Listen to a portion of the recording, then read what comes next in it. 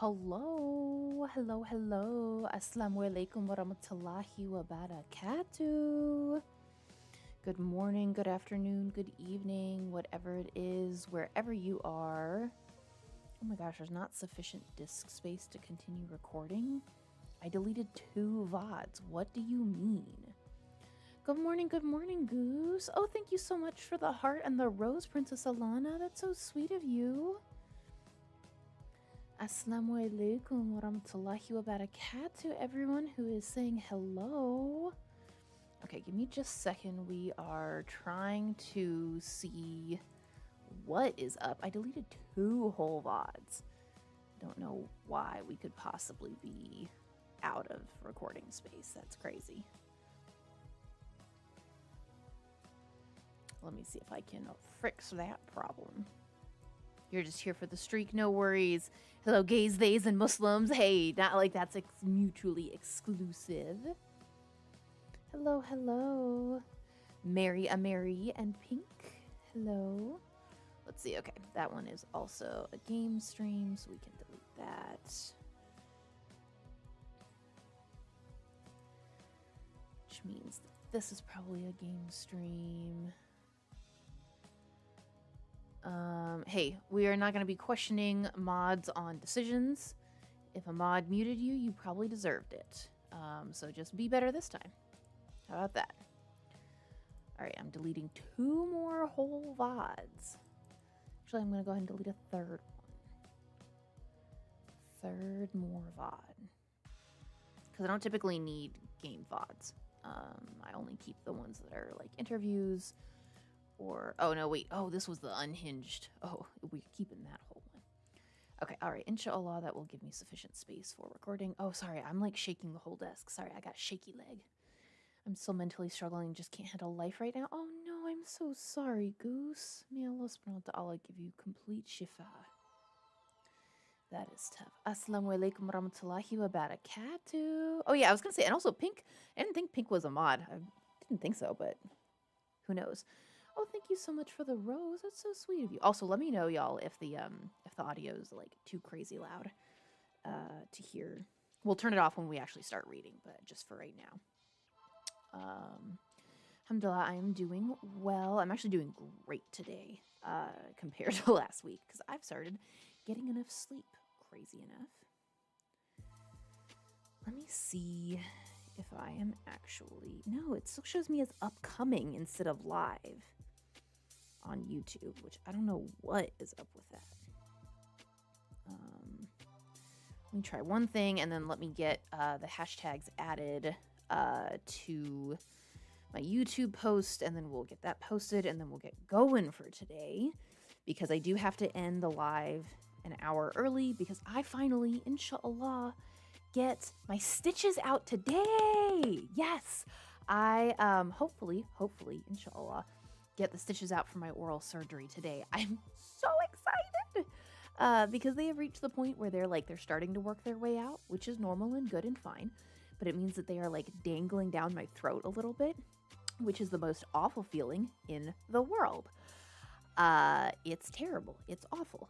Mayawati, feel free to put a little like comment on any of my most recent posts and remind me of who you are for after the stream, and we'll see. Oral surgery did I have? I removed 2 wisdom teeth and 1 back molar that had like gone bad and needed to get out of here. So I have stitches from the wisdom teeth, and then I had to have a bone graft for an eventual implant to replace the back molar. And oh, thank you for the heart. Thank you for the heart, Goose Fairy. May Allah subhanahu wa ta'ala reward you. And so the stitches are just like they're because they're at the back and they're getting long. They're like constantly tickling the back of my throat, and it makes me feel like I'm gonna throw up constantly. I hate it so much. And hopefully, because I also have some like lifting restrictions, because you don't want to like, push too much blood flow or anything. I'm not supposed to lift more than 20 pounds, which means that like, hey, we're low on cat litter. I can't go buy any because we buy 40-pound bags of cat litter. So I'm hoping that right after my appointment, I can go pick up 4 bags of cat litter and a couple bags of cat food and all that stuff. I'm gonna pop on the fan. I'm gonna finish putting these hashtags on so that we can then just start reading. Because today we are in book club, so we are reading Living Out Islam: Voices of Gay, Lesbian, and Transgender Muslims by Scott Siraj al-Haq Kugel. All right. But yes, we are ending the stream at 3 p.m. Eastern time instead of 4 p.m. So apologies for that. Yeah, no, totally. I understand wanting privacy. I don't open DMs to randos. So send me a comment about just like, hey, I'm the person that wanted to DM you, so that I can go through later and like check you out, check out your profile, et cetera, before I decide to just like open DMs. Because I can't take the time right now during a live stream to go like do that, you know? But yeah, you don't have to send like whatever you were going to send via DM in the comments. You just have to send a little message being like, hey, I'm that person. Because there's a lot of you, alhamdulillah, and I can't like, remember. You've been here for a month. You've been where for a month? You had stitches in your knee and what got stuck in your skin? Oh, oh, you've been here in TikTok for a month? I feel like it's been longer. You've only been here for a month? Oh, your fan club. Okay, I was like, that's wild. I feel like you've been here way longer. Hello, Maddie. Assalamu alaikum warahmatullahi wabarakatuh. Alhamdulillah. I'm doing so much better today. I actually got enough sleep for the first time in like 3 weeks. It's been great. Am I single? Subhanallah. No, actually, I am happily married to my wife, Honey. But you're very sweet. All right, let me add these tags. I'm sorry, I'm going to ignore y'all for like 30 seconds. Okay.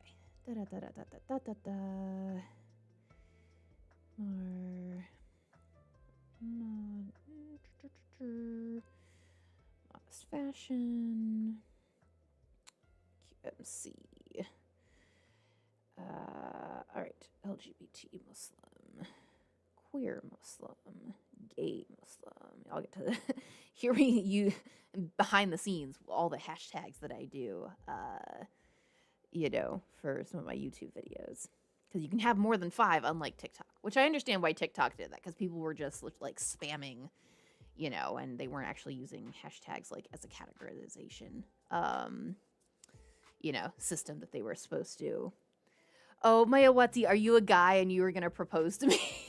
Is that what the DM was supposed to be? You're sweet. Oh, you're adorable.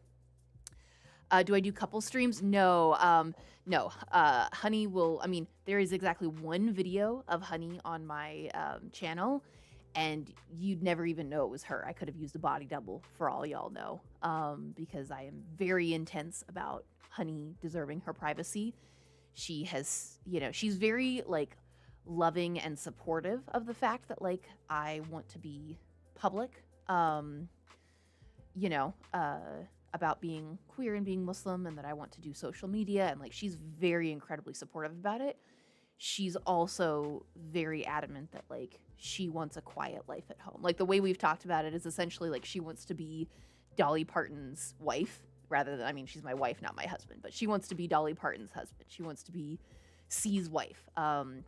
She wants to never be seen, never be at the shows or whatever,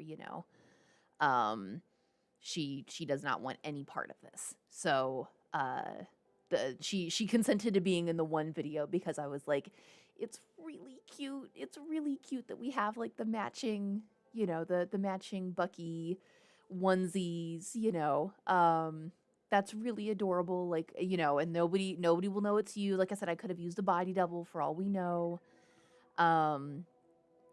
But other than something like that, which was a rare exception, you'll never see Honey on stream, and you'll never see her in my videos.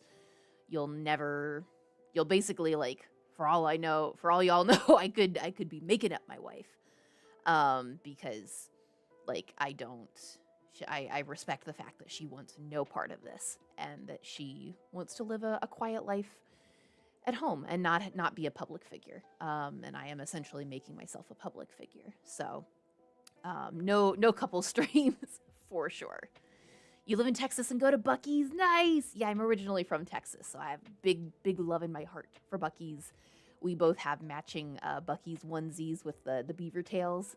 So for Eid al-Adha, I made a little video where we danced in our little matching Bucky onesies. Because I thought it was just so sickeningly sweet and cute and adorable that I was like, please, will you do this one?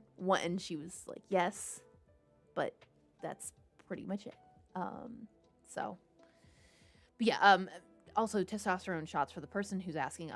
Typically, unless you're not done growing, unless you're like a teen or someone whose body is not done growing, most things in life will not change your height unless you were doing like surgery to do one of those funky, like, leg extension surgeries. Most things will not alter your height because height is kind of a fixed genetic thing. What country am I in? I am in the United States of America, for better or for worse. I'm originally from Texas. I live on the East Coast now. Let me finish getting these hashtags added. All right. Trans.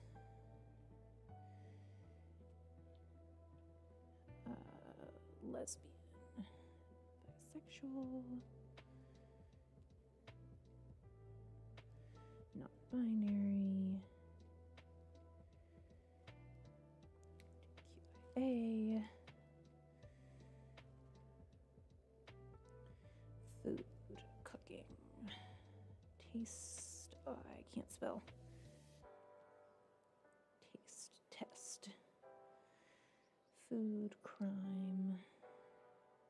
Can you guess what post I'm posting next?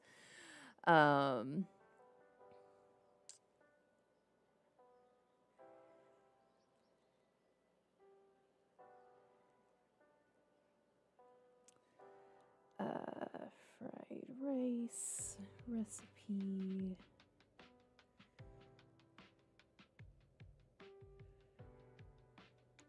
Blender recipe. Immersion blender.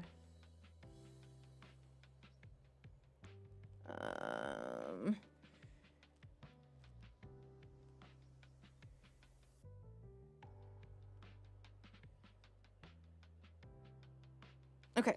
All right. I think that is it. Bismillah. Okie the dokie. The dokie has been okied. I'm going to set an alarm for 2:50 so that I don't forget that I'm supposed to be getting off of stream then. 2:50 p.m. Gosh, that's already so soon. Terrible news, y'all. Terrible news.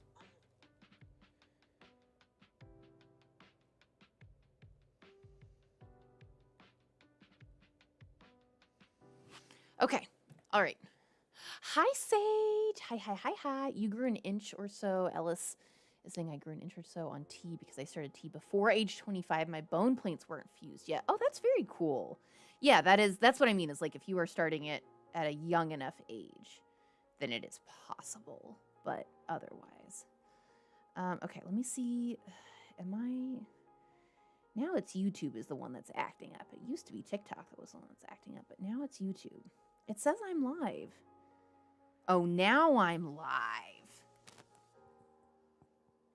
Aha! Okay, it was just me that couldn't figure out how to get to me being live. Anyways, hi, Torgal. Hi. Okay, let me turn off the music. Hello.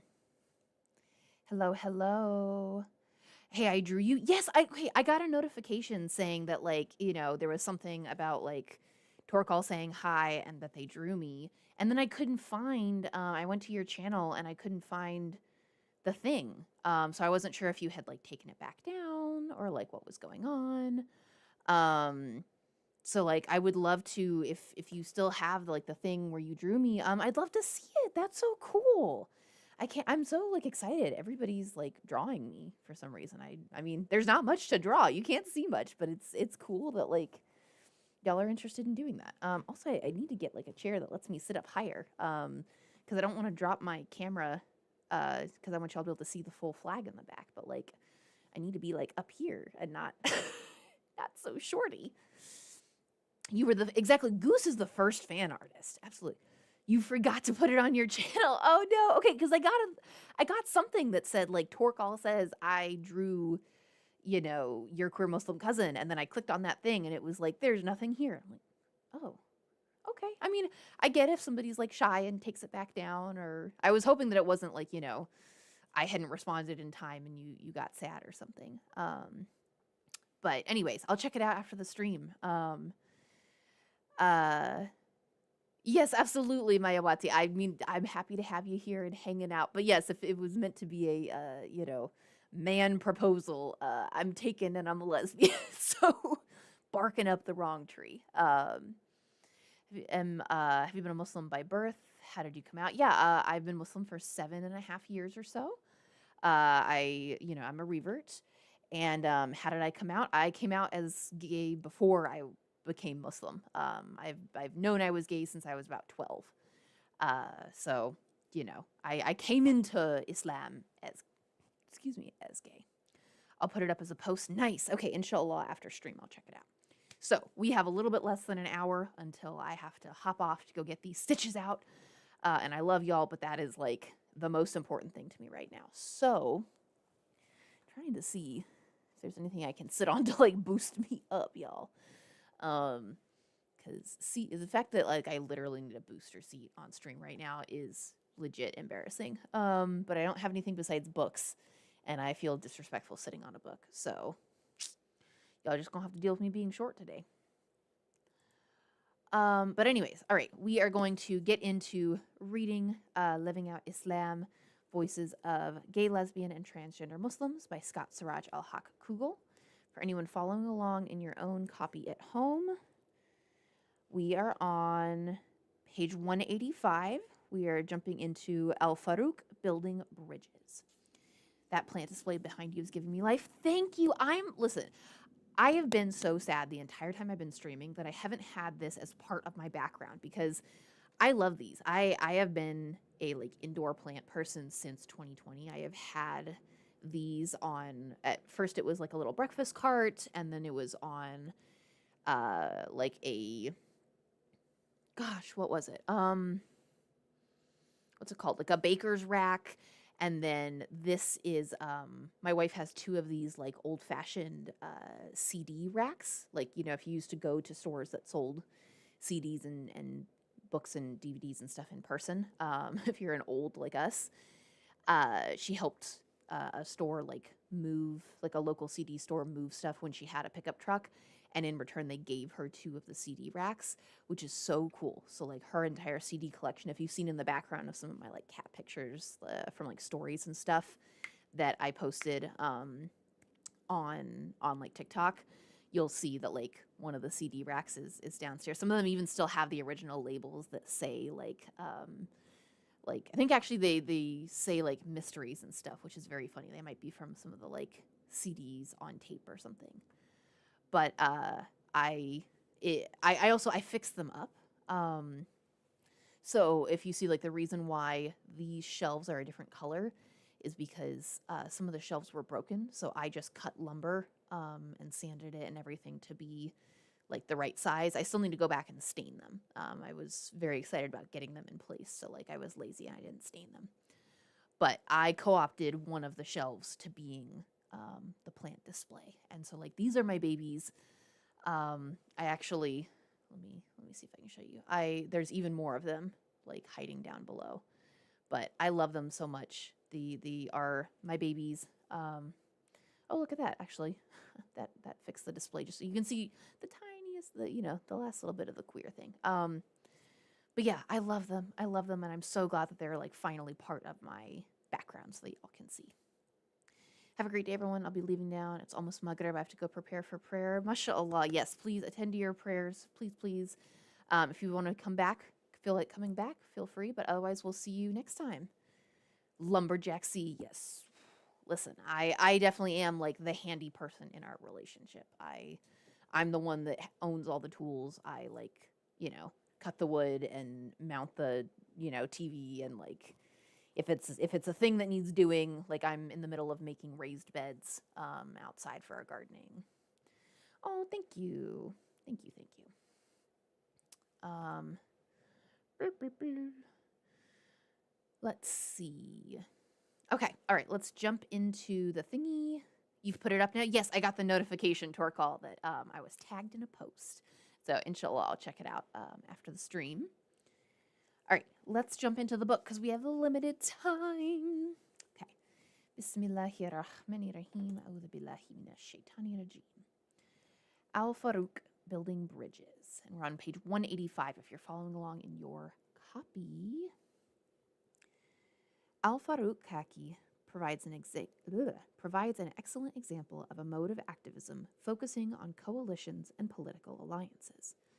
He is a Toronto lawyer in his early 40s, specializing in immigration. He is also a human rights activist who helped found Salam Queer Community in 2001, together with a small group of like-minded activists.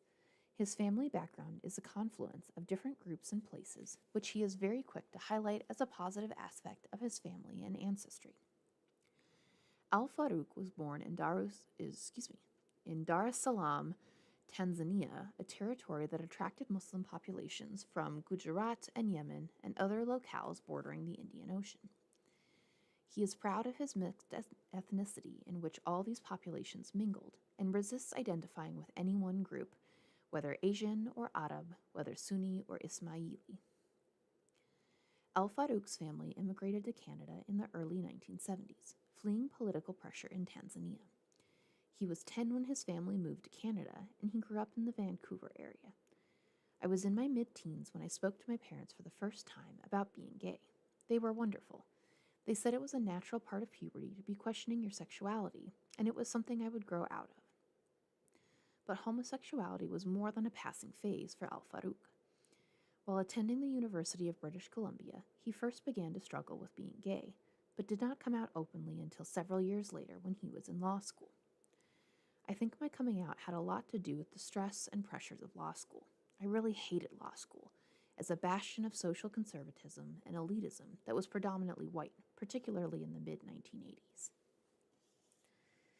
The comments are very positive. Alhamdulillah. They are. Yeah, there were a couple of haters at the beginning, but alhamdulillah, they're great. Do I like dogs? Super allergic to cats, but not dogs, and I love dogs. I love dogs. I grew up with dogs. My father was highly allergic to and also a major hater of cats. So I did not have cats in my life at all, except as the occasional barn cat in when we lived out in the country, until I got together with my ex-husband many years ago. Now I love cats, but I grew up with dogs. I love dogs, but I was not about to get a dog and subject a dog and me to dog in apartment life.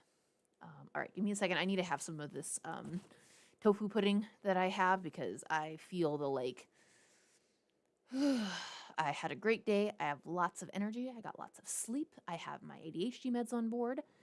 But that means that sometimes when I have too much energy, it starts to develop into anxiety attack if I don't have enough food on board. So I'm going to have some of this pudding, get some food and protein on board, and then I'll be able to breathe and read to y'all better. Wa alaikum assalam wa rahmatullahi wa barakatuh, Nymph. Hi. And speaking of cats, I might go get a cat so we can have a kitty on stream while we read. Well, thank you for the heart. Jazakallah khair. May Allah reward you. That's so sweet of you.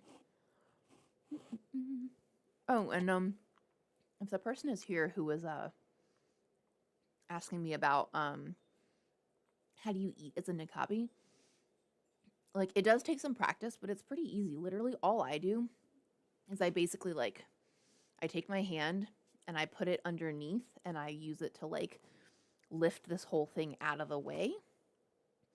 And then I take my other hand and spoon or whatever I'm using and I go boop. And then there's nothing in the way here. The hardest thing is if I'm wearing a khimar or something underneath, I have to make sure that it's not pulling up and that there is actually space in between the two things. But other than that, it's really easy. You just, some people hold it out like this. Some people hold it from the bottom like that. Oh my goodness, y'all, I didn't have to go get a cat. He heard me. Hi, buddy. Are you here? Oh my goodness. Are you getting back in the habit of coming for stream? He used to come up and like come like it was his job. And like now, you know, now he's been slacking because we had the door closed with the AC and the heat wave and all that jazz. So let me oh, oops. I should have had a kitty cam turned off. But I did not. So good thing it was pointed in the hi kitty. Psst, psst, psst. Oh, also thank you for the 9 whatever the heck those are, nymph. Hello, baby. Hi, number 2. Yeah, are you gonna come up in oh no, I know you like that spot too. But do you want to come up in the spot that allows people to see you? Yeah. Oh. Hi, buddy. Yeah. Oh, what do we think? Hi, baby. I'm gonna have to take a video for y'all as well too. He's one of the ones that like we've been teaching all of them to walk outside, but he's the one who has like taken to it like a fish to water. And now whenever I put his harness on, he like runs for the door. Like he as soon as he gets it strapped on, he's like, "Oh, I know what this means." And he bolts to the door whether or not like I have the leash in my hand. And it's so funny and so cute because as soon as he has the harness on, he takes on this very funny like high step, like form of walking. I don't know what it is, if it's just because he's used to like walking in the grass like that or what, but he takes on this very funny like high step form of walking, and so he runs to the door, but like that where it's just like ba ba ba ba ba. And it's really adorable. So, I'll have to like set up a camera next time I take him on a walk and like let y'all see the way he like zooms to the door. Oh, thank you for the heart and the all the stuff, Mercury. May Allah reward you. I know, with the clone names. This is CT002. Yes, this is number 2. This is clone kitty number 2. Hi, baby. All right, let me have another bite or two of pudding to like settle myself. This is a really good, by the way. I might have to post this like tofu pudding recipe. It's not my recipe, but it's like become a family recipe. It's so good.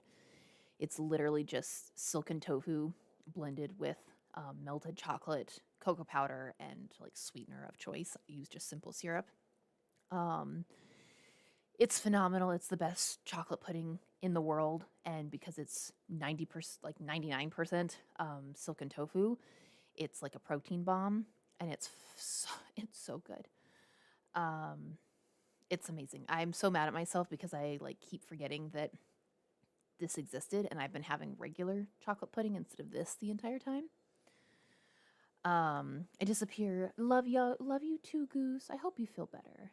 I hope you are doing better soon. Have you had avocado pudding?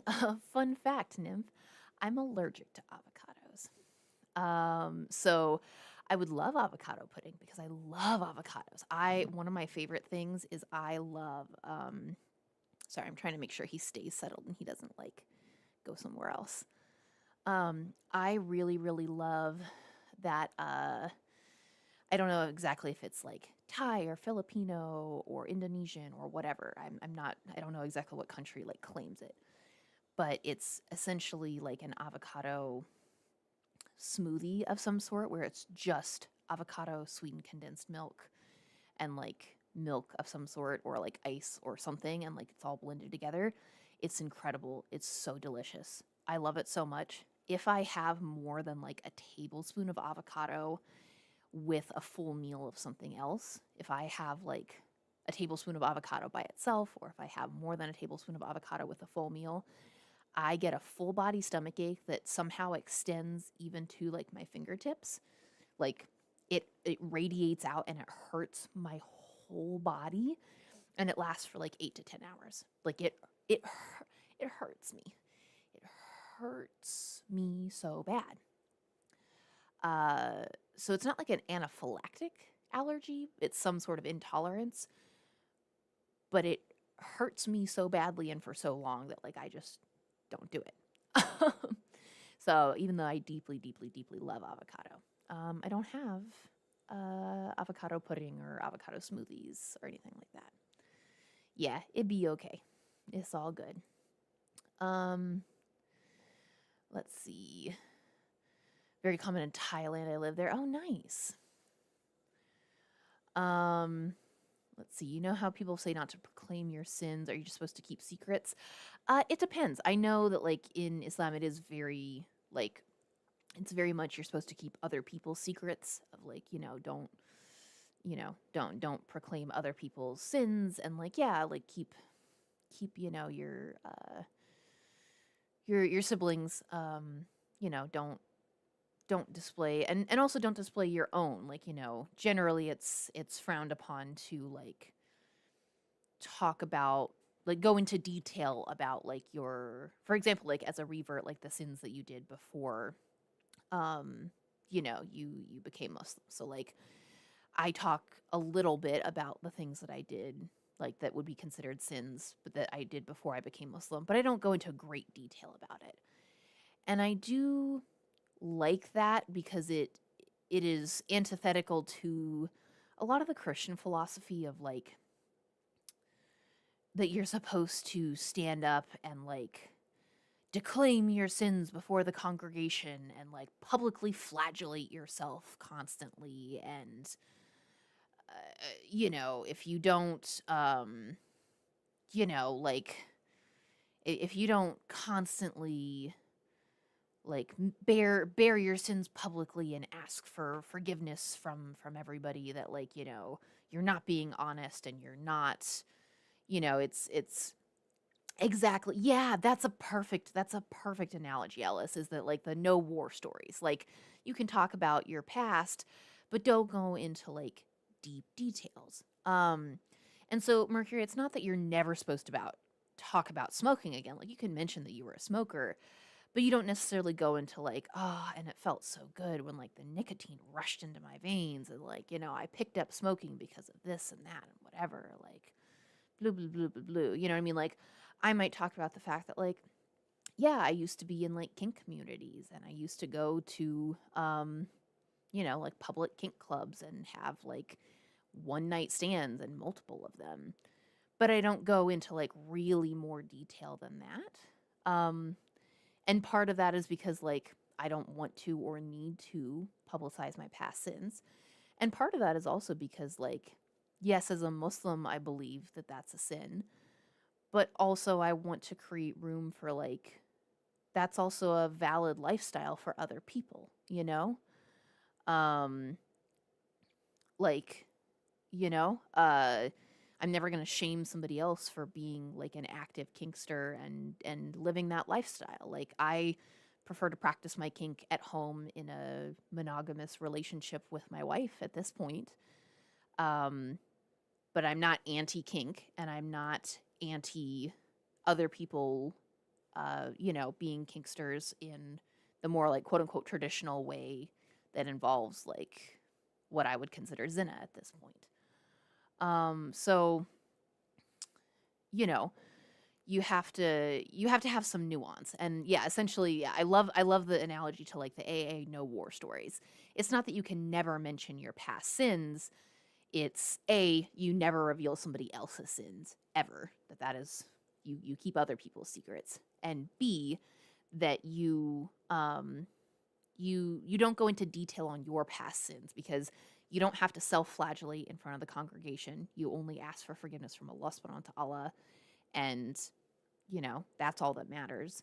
And B, you don't it doesn't help anybody for you to go into details. It doesn't help you, it doesn't help your reputation, and it doesn't help with not creating divides within the Muslim community or outside of the Muslim community for you to go into detail about what you did before, why it's wrong now. Like, none of that helps anybody. You just kind of, maybe talk about what you did before and the fact that you don't now, and we move on, you know?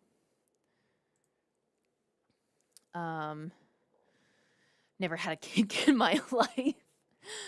Yes, yeah, and also very good point, Nymph, that like smoking is makruh, not haram, according to, well, depending on like what scholars and what opinions you take. Most people do follow the opinion that it's makruh instead of haram, um, because it's known to, like, at least smoking nicotine, like smoking tobacco, is known to be so harmful for your body that it provides no benefits, that it's very, very disliked, um, as opposed to, like, forbidden. But, and that's only smoking nicotine, like smoking tobacco, as opposed to smoking other things. And, like, this is not necessarily a fiqh discussion, so, like, we can't really super get into that. Walaikum assalam wa rahmatullahi wa barakatuh, Adam. Hello, hello. I can't super get into the politics of stuff, especially not live on stream. Our feet aura for women, again, we're not a fiqh podcast, so depends on who you ask, depends on which scholars you talk to. Of course, Mercury. Yeah, I try to answer what I can. And like I said, I'll be honest when I'm like, this is not something I want to or can answer live on stream, or something that I am qualified to or comfortable. But when I can, I try to. Big achievement for me for the past 2 days. I've been using my crutches and not being afraid. And no one cares. Well, they do care, but I've been having so much more help and stuff in public. Oh, mashallah, I'm so proud of you. Absolutely. Use your accommodations, like, as often as you need to. Absolutely. That's wonderful. Yeah. No, I remember it was such a huge accomplishment when one of my sons started using his rollator, like, whenever he needed it instead of on his worst days only. And it was amazing. And yes, I'm glad everyone likes the kitty cam. Every few days I'm reminded I'm glad to be an only child. The stuff they would know about me. Yeah, listen, the dirt my siblings have on me. Do I like Eartha Khadija? I have no idea who that is, but I'd love to check them out. Okay. Last bite of pudding for a minute. And we'll keep reading, because we only have 35 minutes before I have to hop off to go get these stitches out. Woo-woo! All right. Bismillahirrahmanirrahim. A'udhu billahi minash shaitanir rajim. After completing his law degree, he moved to Ottawa and then to Toronto, where he set up his legal practice. When I came to Toronto, I started meeting people who were gay, lesbian, bisexual, transgender, and Muslim. And from those meetings was born Salam Queer Community. The name was chosen to highlight the term queer, which gay activists reappropriated from an insult that had been hurled at them. The term queer is now used as an umbrella term for a coalition of people who are not heterosexual, including lesbian, gay, and transgender persons, in addition to bisexuals and those questioning their orientation and identity.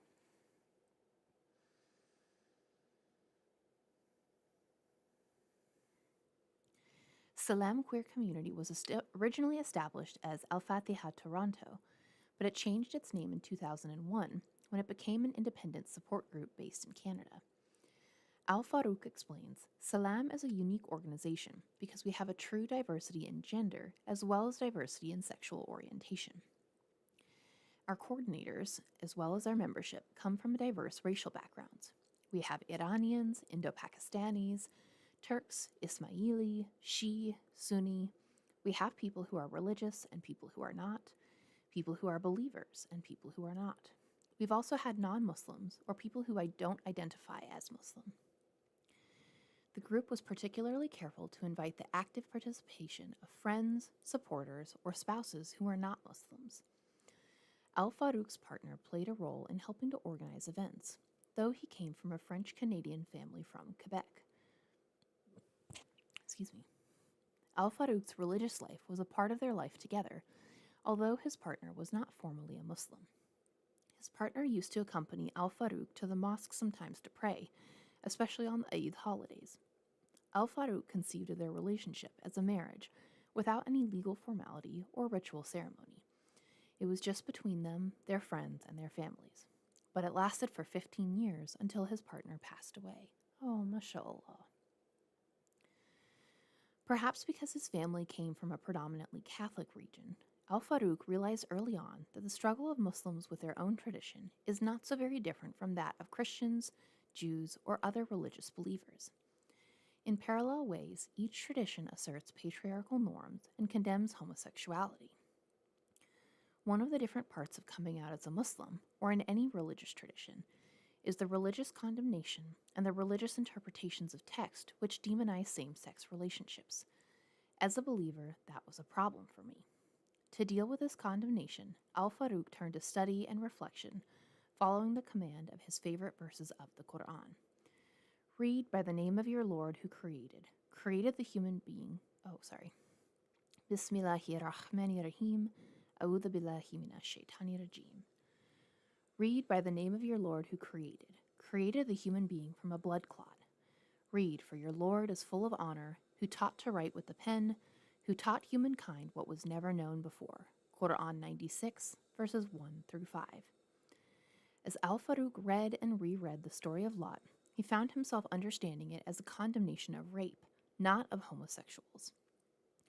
Though this gave him confidence to speak publicly and organize, neither he nor the group feel the need to argue that there is only one correct interpretation. We're not interested in debating or challenging or confronting the larger Muslim community. That's not our goal. Our goal is to provide a sense of community and safety for people who come to us. Bringing people together is the cornerstone of Salam's work. Listen, I mean, I respect it, but my goal is to challenge the larger community and confront them, because there's not one correct interpretation, but there are incorrect interpretations. There are incorrect interpretations, and interpretations that tell you to stone and kill your fellow Muslims for being homosexual are incorrect interpretations. So, respect to this group, but my goal is to challenge the greater Muslim community and tell them, yeah, some of your interpretations are incorrect. There may not be one correct interpretation, but there are incorrect ones, and a lot of y'all are espousing incorrect ones.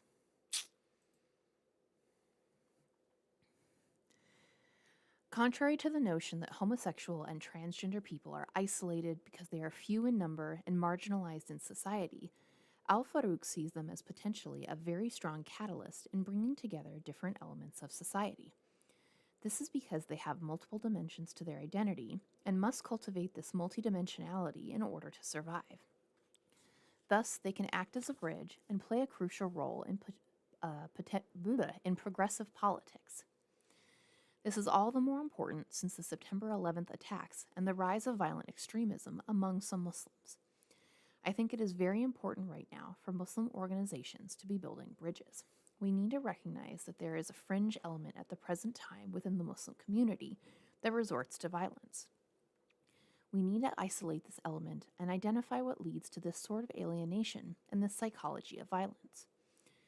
One of the most important events each year organized by Salam is an iftar meal, which epitomizes how the organization plays a unique role in bringing together people who otherwise might never share stories over shared food.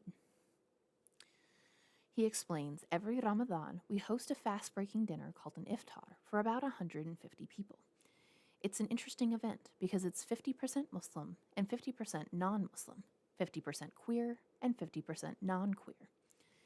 Rather than allowing Ramadan to become a ritual event that separates Muslims who are fasting from others who are not, the group turns the fast-breaking meal into a time for sharing, so that a religious event blends seamlessly into progressive politics. Surah Al-Akhlaq. That's not an interpretation, it's a hadith, but there are many who reject it.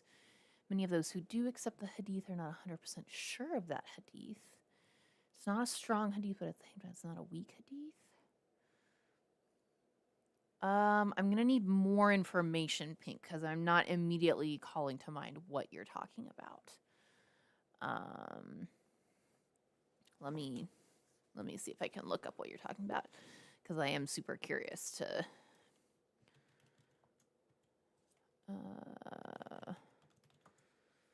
that's why many countries practice that. I'm going to look up the surah you're talking about, because that might, trigger what we're talking about.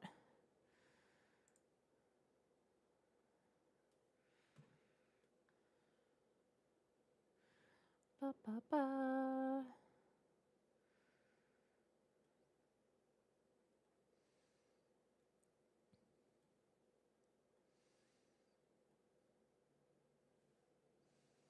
How much am I paid?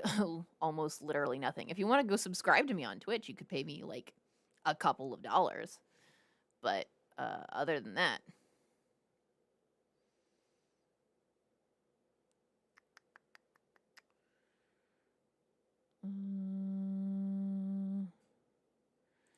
here we go. Surah Al-Alaq. Okay.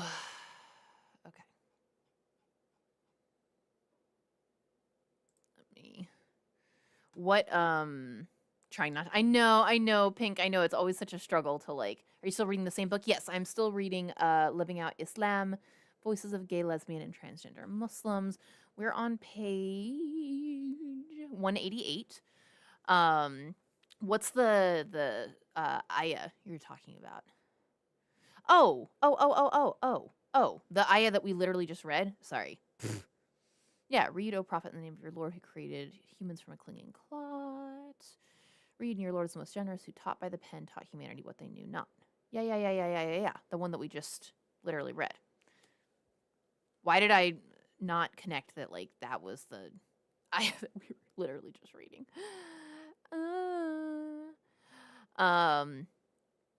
Oh yeah, sorry, because I I should definitely also know this because I have quoted this exact ayahs from this exact surah to like the people who have banned my wife and I from different masajid because some of the ayah that come right after that is, have you seen the man who prevents a servant of ours from praying? What if this servant is rightly guided or encourages righteousness? What if that man persists in denial and turns away? Does he not know that Allah sees all? Yeah. Because, you know, when you turn people out of the masjid and prevent them from praying, you have no idea what is in that Muslim's heart. You have no idea whether they're sinful or not. You are making an assumption because you are not Allah subhanahu wa ta'ala. You are not the judge. Allah subhanahu wa ta'ala is the judge. And there is literally in the Quran, have you seen, where is it? Have you seen the man who prevents a servant of ours from praying? What if this servant is rightly guided or encourages righteousness? We literally have an ayah in the Quran about not preventing other people from praying, not turning people away from the masjid. And yet, the audacity. Oh, I was talking about the stones. Yes. Yes. Oh, Pink, listen. We don't even have time to get into the stones because I've made so many videos about the stones and about the fact that like there's about 7 different ways to Sunday that the stones are not based on any accuracy. First of all, the hadith is talking about when the Prophet ﷺ was judging Jewish people based on Jewish law because he had the Treaty of Medina to, you know, where he said like if I become the ruler of Medina, I will judge Jewish people by Jewish law. So it was never that, you know, him ordering a zani to be stoned was never for Muslims. That was never Muslim law. That was for Jewish people based on what was in the Torah. It was also, you know, again, that was for zanis. That was never for homosexual people. And so it was always just based on like wild analogical reasoning that they were saying like, oh, well, homosexuals are like the zanis, therefore whatever we do to the zanis, we do to the homosexuals, which is not necessarily a valid argument. So like there is like 6 different layers for why stoning was never an appropriate response for homosexuality in the first place. Speaking of Medina, I love ajwa dates. People keep saying that like ajwa dates are the best, and I've never been able to get into them. There's like something that's just slightly like bitter about them. I'm always eating them at night, so I never get the blessings. Wait, all right. You're gonna have to explain all of that, Mercury. Hold on. I thought we were just talking about like the types of dates we like, because I like the I love, oh gosh, now I'm forgetting. There's a type of like the super dry ones that are called like honey dates. There's another one there's a better name for them. But for super dry ones, I like those because they're like crystallized. They taste almost like crystallized honey. And then there's super super soft. Are they Jordanian or Algerian? Now I can't remember. I literally have a box of them in my fridge. They're so soft and they still come like on the branch. Um, those are my favorites of all. They're a type of Deglet Noor dates, but they're specifically from this one country, and they're so like soft and creamy and good. I don't like medjool dates. Everybody's super like medjool and ajwa. I feel like people who are extremely religious tend to like the ajwa dates because they're some sort of like they were the Prophet Sallallahu Alaihi Wasallam's favorite dates, and so they like. I almost feel like people like make themselves like the ajwa dates the best. Maybe that's just me like projecting, but like the black dates, that were the Prophet Sallallahu Alaihi Wasallam's favorite dates. And then like most other people tend to like medjool dates. Like I feel like that's the next most popular one. And I don't like medjool dates because they're too they're too big. Like a medjool date is the size of like 3 other dates for any other dates. And B, like they're just too in the middle. Like they're not super soft or super sweet. They're also not super chewy. They're just kind of in the middle for everything. Like they're boring and they're too big. Like there's too much of them. Medjool dates feel like eating a Snickers bar. Maybe that's why I don't like them, because I don't like Snickers bars. I'm not into Snickers bars. I know a lot of people. I have seen people who actually do like they split them open and then they fill them with like peanut butter and chocolate and whatever, and they make them into like a like Snickers bar. Did your comment come through? No, I didn't see. Did you reply to something about like the ajwa? All I saw was, speaking of Medina, I love ajwa dates, but I'm always eating them at night, so I never get the blessings. That's the only thing I've seen since then. But I didn't see anything about replying to like, what do you mean about like you'll type it on Discord. Do I have you on Discord? I forget who I have on Discord, y'all. Somebody saying, how come queer people coexist in an Arab country like Egypt? Oh, you mean Twitch? Okay. Yeah, I mean it's tough. It is really tough for people in Arab countries that are super prohibitive of queer people. I can't like pretend otherwise. Like all I can say is that people like me are trying to make it better by making, making uh making this more normalized and making it more accepted and pushing, like mainstream Muslim spaces to be more accepting and like progressive. So I'm doing the little bit that I can, you know. But yeah, May Allah subhanahu wa ta'ala protect all of the queer Muslims all over and all the Muslims everywhere, because Muslims are being persecuted just for being Muslim, let alone being queer, in a lot of places.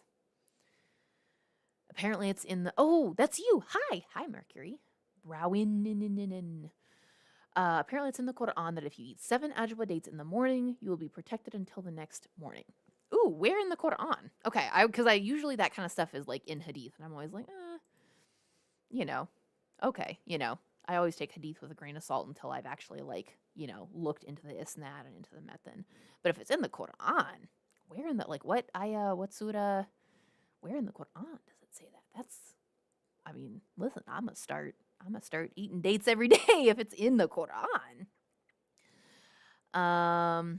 Ooh, Industrial Parrot. Hi. Assalamu alaikum warahmatullahi wabarakatuh. Oh, also bye, Torgal. Sorry I missed that. Oh, I'm not a brother, but thank you.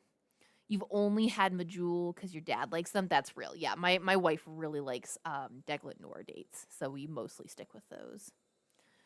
They're stringy. You feel like you have to peel them inside and out. Yeah, that too. Because like when I pit them, also like the inside comes with strings, and I'm just like, eh. Plus, I do feel like I got turned off of them because one of my friends loved medjool dates, and she specifically loved the organic ones from Whole Foods. And I had like an inside access to Whole Foods in ways that I cannot specifically go into. but I would get them for a while, and then I found that like all the organic ones kept having bugs in them. Like so like every time I would like, cuz I had a way every time I eat a date that has pits in them, what I do is I like bite into it halfway, I peel it and like I eat the half and then I pluck out the stone and then I eat the other half, right? That's my like date eating method. Revolutionary. I know no one's ever done it like me. um, but I had it happen like 3 times where I went to do that, and then the piece of like I opened it up and there was like, cobwebby bits and like clearly bugs. Uh and by that point there's already half the date in my mouth and you can spit it out, but like there's already bugs in your mouth at that point. And I couldn't handle it. I was like, I can't. I told my friend, I was like, I'm not buying you the organic ones anymore. I respect that, like, for whatever reason you think organic is better. I have lots of opinions on why that's not true, at least not in the U.S. under like our current organic laws. Organic labeling. Like, I could go on a whole rant. We don't have time. Not on today's stream, but I will be buying the conventional ones because none of the conventional ones have had this problem of having bugs in them. I'm tired of this. So I also feel like I'm probably burned on medjool dates also, like for the reasons I stated before of like they're too big and they're just very like meh, but also probably because like you can only eat so many bugs and cobwebs before you're like, maybe this isn't for me. I feel like they would really good blended in some. Yeah, to be fair, I used to do a thing where for my smoothies when I wanted to just have like uh a sweetener that was like not sugar or not honey, is I would keep dates soaked in milk. Like I would de-stone them, and I would soak dates in milk, and then I would take those soaked dates and put like 2 of them into my morning smoothie to sweeten them, and that way you get some extra fiber and stuff as well. And they're great that way. Like they're lots of extra fiber. They're again for that it's nice that they're big, because you only need like 2 of them. They're nice and sweet. They're great. Something like that is wonderful. You eat the stone as well, Zada? Okay, not to be like TMI and gross, but I am gonna be TMI and gross. When you eat the stone, I'm assuming that it's similarly to like when birds eat, the stones of fruits, and like the stone passes through you whole, right? So like when you go to the bathroom, are you just constantly like passing whole date stones? What is the benefit for you of eating the stone other than just like, I guess you don't have to spit something out and throw it away? Like, it's just more convenient. You don't have to go find a trash can. Like, what possible benefit could you have from eating the stone and then having to pass the stone?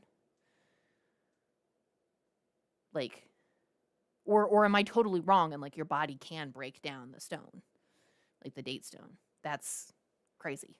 Hi Willow Line. Yeah, what did you walk in on? That is the constant mantra of this stream. It's like, what is happening? We're talking about dates, and somebody on Twitch said I eat the date stone as well, and I'm like, I have so many questions for you. You're a Whole Foods war veteran. Did you work at Whole Foods, Mercury? Because like, I'm not saying anything. Not about you. I have total respect for anybody who had to work at Whole Foods. I'm talking about maybe me. You bite it into small pieces, no benefit. I just eat it because it feels good on my teeth. Okay, so it's more of like a oh nuts. What is it called? Pica. It's more like or pica. It's more like a pica thing where it's like about eating stuff that maybe like we're not supposed to be eating. It just feels good on your teeth. I respect that. Listen, I respect it. Like there's lots of cultures where like people eat clay, people eat like stuff that like a lot of cultures wouldn't consider food, but they just do because like it feels good. It's culturally appropriate for them. No shade, no tea. But yeah, so you bite it into small pieces. It's roughage essentially for you. You know, uh, coffee bar and front end, nice. Yeah, listen, I have no shade for anybody who has to work at Whole Foods. You know what I mean? It be what it be. Yeah, you always eat Cherry pits. Cherry pits are one of the ones that have arsenic on the inside, though. You definitely should not be eating cherry pits, industrial parrot. Like chewing wood. I chewed on my bed frame as a kid. Yeah, yeah. We got pica in the chat. Listen, I'm also like I used to like chew on pencils and pens and like everything. Peach seeds are also edible. The softer ones on the inside. Interesting. You can't eat strawberries for the same reason. I open every fruit from a phobia. I always, yeah, yeah. I have definitely like it hasn't gotten to a level of like phobia or anything, but I have gotten burned quite often from like you know opening fruits or whatever that just like there's cobwebs in there. There be bugs in there, which is fine. Like they got to eat too, but I do tend to be a little more cautious about like we open and we maybe rinse them out before we just be like biting in.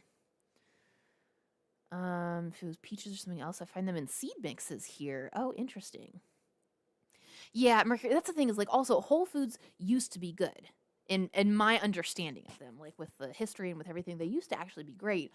It was when they got bought out by Amazon that like everything went, um, because like from the folks that I've talked to who worked there, and like I remember I used to shop at them back before they got bought out by Amazon, and it used to be like, oh, you'd go to this one because they had really good flower arrangements. This one had the really good bakery.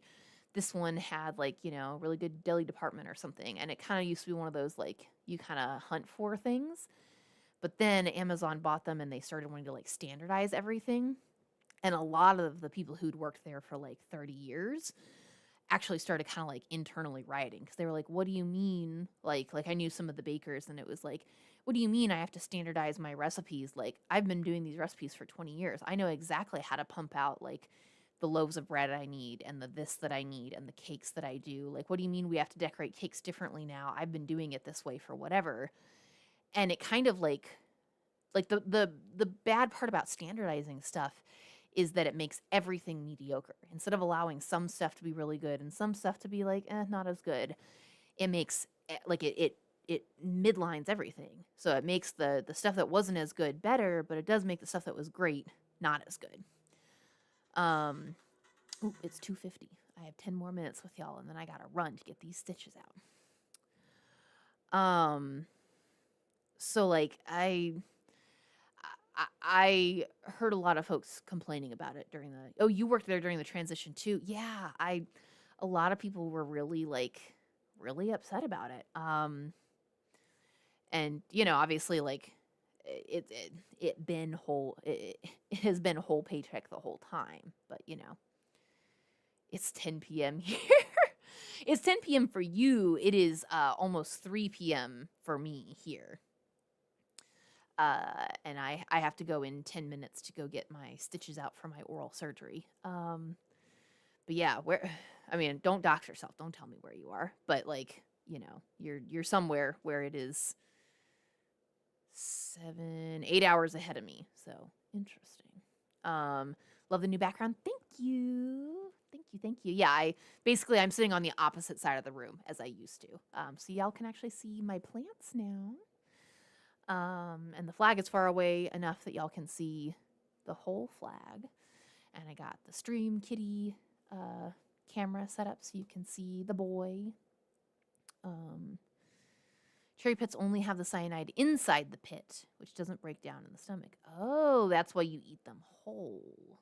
So it's just a little cyanide capsule that you put inside yourself just to risk it for the biscuit, huh? I used to joke that as a vegetarian, we'd go to Whole Foods Weekly for our shaming by the vegans. No, not the shaming by the vegans. That's wild. It's also 10:50 for you too. Oh, interesting. All right, neighbors. Time zone neighbors. You and Willow Line. Well, bless y'all for staying up late. My goodness. All right, yeah. I don't think we're gonna get to any more of the book. Because like, well, actually, hold on. Oh, sorry, I just took a peek. Yeah, let's finish up. We're actually almost done with this little section, so let's finish up this little section of the book. Because we're just about done with it. So, Bismillah. Okay. Bismillah. In recent years, Canada has passed increasingly progressive legislation to protect the rights of gay and lesbian citizens. In this sense, Canada resembles European nations rather than the United States. Anti discrimination laws governing workplace policies, housing rentals, same sex partnerships, and marriage are all a part of life in Canada now. El Farouk notes that this legislation creates a new climate for social change in families and religious communities. We are, overall, more accepted and more secure. That legitimacy makes it more difficult for people to hate us. As more queers come out publicly, it makes it much harder for the people in the Muslim community to exclude or condemn us. As he comes out publicly, El Farouk is building bridges through progressive politics.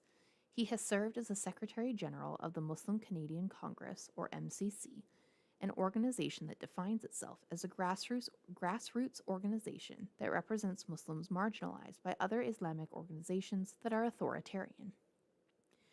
In this way, he participates in wider community politics as an openly, quote unquote, out of the closet, gay Muslim. As a gay Muslim, he has participated in wider Muslim community issues and progressive movements. On June 4, 2006, Canadian authorities arrested 17 Canadian Muslims in Ottawa in an alleged bomb plan. Al Farouk, in a press release on behalf of the MCC, blamed the US-led war on terror as the proximate cause. Canadians need to wake up and realize the recipe offered by George Bush and Tony Blair, and now being adopted by Stephen Harper, the Conservative Canadian Prime Minister, has only led to an increase of terrorism fueled by the invasion of Iraq and Afghanistan. An Anglo-Canadian professor on governance at the University of Toronto disagreed and blamed the plot on Islamic extremism that, according to him, is hostile to Western values despite Canadian policies of open immigration policy, its liberal citizenship, and its public embrace of multiculturalism. But according to Al Farouk, the policy of multiculturalism is good for gays, lesbians, and transgender people, and is also good for Muslims. But the interests of all can be kept in balance only if all support certain ethical principles, regardless of religious belief, sexual orientation, gender identity, or ethnic background. It is the challenge of a pluralistic and democratic society, he feels, to articulate those principles clearly and then build laws based upon them, and allow all groups to flourish in such a way that each protects its interests by defending the interests of others. In this way, the progressive vision articulated by Al Farouk and others in Salam queer community is quite different from that propounded by Canada's more famous advocate for gay and lesbian rights, Irshad Manji. Al Farouk's vision is one of building coalitions by identifying with people from other minority communities through shared values. Manji's strategy is to stand alone in the full light of media exposure and appeal to powerful institutions. Manji had a successful career in television journalism based in Toronto, and then published her book, The Trouble with Islam Today, which vaulted her to international fame. Hers was a highly personal call for reform among Muslims, but it was not articulated from within the Islamic tradition through emotional and devotional attachment to Islamic symbols and practices. Her portrait of growing up in Muslim minority communities in North America is very different from those given by the activists interviewed in this book. I'm going to look up real quick. I haven't read The Trouble with Islam Today. I'm going to look that up real quick to kind of bookmark it for myself. The Trouble with Islam Today. What was her name? Irshad Manji.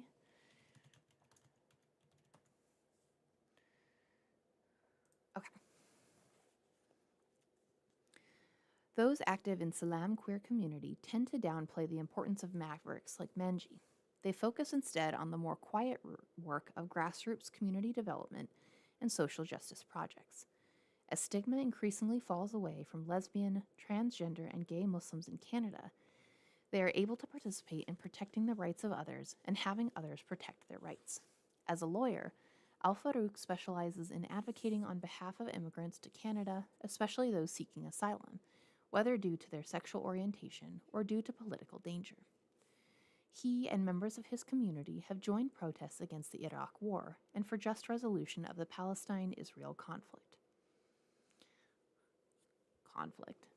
Anyways. Other Muslims can see that their interest in justice is not limited to self-interest. Al Farouk points out that once the Salam queer community sponsored a discussion at Toronto's Gay and Lesbian Community Centre in which a heterosexual Muslim woman who wore a hijab took part. That wouldn't have happened 10 years ago. A religious straight woman would probably not have wanted to associate herself with us. Now it's less of a problem. September 11th has forced progressive and moderate Muslims into the spotlight.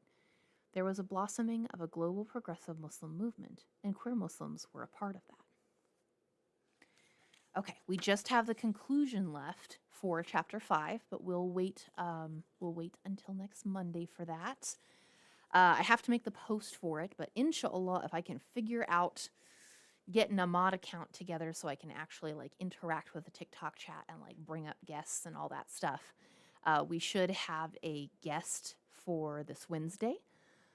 Let's see. Trying to think if there's anything else I need to let y'all know. Yeah, we should have a guest for this Wednesday. Tomorrow, maybe Sky, or it may be more book club and chat, because I have accepted y'all's bullying. I am working on getting a like an upgrade to the stream setup, an upgrade to my CPU. I am still upset at the fact that Sky's update has made it to where it's difficult to stream now. I have to double check and see whether they've put in the patches. But like it's difficult even to play the game on my own. Like I've tried logging in and playing even not on stream, and I'm having like glitches and bugs and issues with it just closing randomly, even just without the issue of y'all being here, right? Which is pretty frustrating, especially when I want to be able to play the new Van Gogh season and like show y'all and do that with you. So we may be able to play tomorrow. I'm working on other fixes to try and like make that happen, but we may have to put Sky on hold until I'm able to get the new CPU, which may take a little while because it is going to involve investing funds. It does involve like getting it, because I'm not able to just like go out and buy a brand new thing. I'm having to like get some refurbished things here and get some other pieces here, and some people have offered to donate like this piece here, that piece here, so I'm having to kind of like assemble the Lego bits. So I'll keep y'all posted. Always check my Twitch stream for my Twitch schedule for the most updated information. Oh, Jazakallah khair, Mecha Gale. May Allah reward you. That's so sweet of you. Thank you. Thank you for the roses. Thank you. Yeah, every little bit helps. And if y'all want to subscribe to me on Twitch, that is the best way to support the stream so that I can make upgrades like that. I will keep y'all posted on to whether the Aurora concert stream is happening this Thursday because of that. If we have to push that out, we just may have to, like in terms of if between Sky's update and my computer just aren't being compatible right now. I'm going to talk with Sage and Fefe about like if we need to do that. But I will keep y'all updated.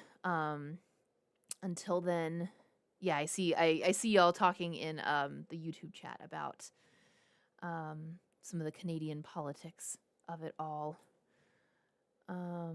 Oh, and you also have to get your oral surgery and wisdom tooth. Oh my goodness. May Allah subhanahu wa ta'ala make it easy for you, industrial parrot.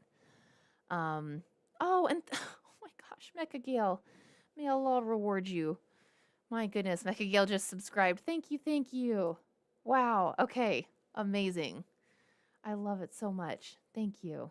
All right. Yeah, if anyone wants to subscribe, you'll get ad-free access on Discord. And inshallah, soon I'm going to be making more custom emotes, and I'm trying to work on more upgrades, like getting a little fishing game and like making it to where y'all subscribers get rewarded, because like truly you are the lifeblood of the stream and being able to make any kind of updates. So thank you. Until tomorrow, I've got to run to go get these stitches out. Inshallah, I will be doing much better and be much less grumpy with these stitches out. So thank you all so much. I love you all. For the sake of Allah subhanahu wa ta'ala, thank you for being here. Thank you for always, just being your lovely, wonderful selves. I really enjoy getting to talk with you all and share everything with you, share these books, share this space with you all. You're all so lovely and wonderful. May Allah reward you for all you do, protect you, give you a good path today. And inshallah, I will see you all tomorrow. Assalamu alaikum wa rahmatullahi wa barakatuh and masalama. Yes, bye AJ, bye non-binary hatchling. Masalama everybody.